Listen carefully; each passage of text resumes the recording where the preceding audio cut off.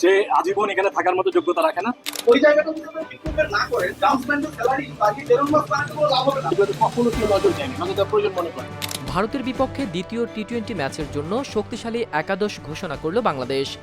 বিস্তারিত থাকছে BD24 নিউজের এই পর্বে। ভারতের বিপক্ষে দ্বিতীয় টি-20 ম্যাচের জন্য বাংলাদেশ দল একটি শক্তিশালী একাদশ ঘোষণা করেছে।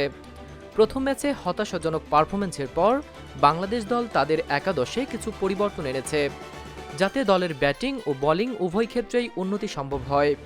প্রথম ম্যাচে বাংলাদেশের ব্যাটিংয়ের দুর্বলতা এবং ভারতীয় বোলারদের বিরুদ্ধে টিকে থাকার ক্ষমতার অভাব বিশেষভাবে নজরে এসেছে।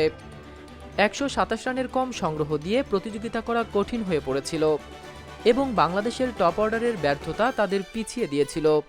তবে অধিনায়ক নাজমুল হোসেন শান্ত আত্মবিশ্বাসী যে তার দল ঘুরে দাঁড়াতে সক্ষম এবং পরের ম্যাচে ভালো পারফরম্যান্সের মাধ্যমে সিরিজে প্রতিযোগিতা করতে পারবে।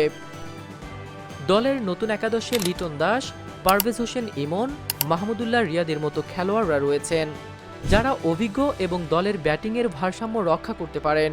পাশাপাশি বোলিং আক্রমণে মুস্তাফিজুর রহমান, তাসকিন আহমেদ এবং শরীফুল ইসলাম থাকায় বাংলাদেশের বোলিং বিভাগও যথেষ্ট শক্তিশালী।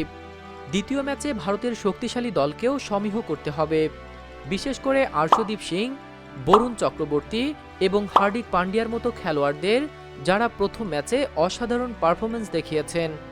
বাংলাদেশের জন্য ম্যাচটি হবে গুরুত্বপূর্ণ, কারণ সিরিজে টিকে থাকার জন্য এই ম্যাচে জয় প্রয়োজন। বাংলাদেশ দলে যারা বাদ পড়েছেন তারা নিজেদের পারফরম্যান্সের উন্নতির অপেক্ষায় থাকবেন, কিন্তু দলের প্রয়োজন অনুযায়ী পরিবর্তন আনা হয়েছে বলে মনে করছে টিম ম্যানেজমেন্ট। বাংলাদেশ সম্ভাব্য সেরা একাদশ: পারভেজ হোসেন ইমন, লিটন দাস, নাজমুল হোসেন শান্ত, তাওহিদ হৃদয়, মাহমুদুল্লাহ রিয়াদ, জাকের আলী অনিক, মেহেদী হাসান মিরাজ, রিশাদ হোসেন, তানজিম সাকিব, মুস্তাফিজুর রহমান এবং শরীফুল ইসলাম।